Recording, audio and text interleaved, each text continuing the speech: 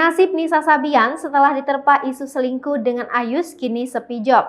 Padahal biasanya jelang Ramadan Nisa Sabian kebanjiran job. Berbeda dengan mantan istri Ayus, Riri Fairuz yang justru kebanjiran kerjaan.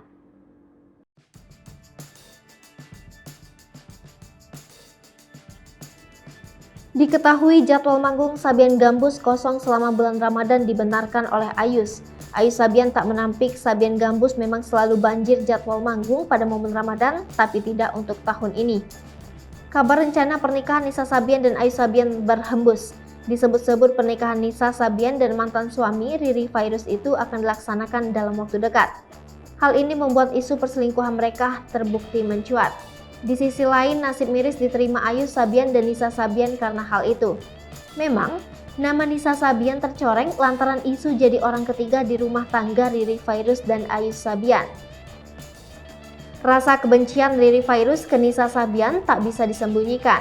Apalagi setelah bercerai, santer dikabarkan jika Ayus Sabian dan Nisa Sabian akan menikah. Kini, Riri Fairuz tampak bahagia meski menjadi seorang single parents. Ia bahkan kebanjiran job. Hal yang berbeda kini dirasakan oleh sang mantan suami.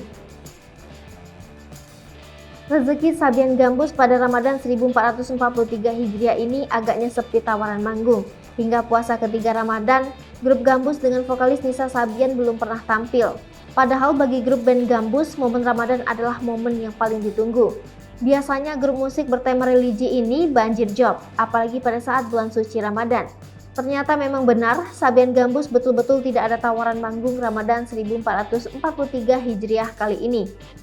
Jadwal manggung Sabian Gambus kosong selama bulan Ramadan. Ayus Sabian tak menampik Sabian Gambus memang selalu banjir jadwal manggung tapi tidak untuk Ramadan tahun ini.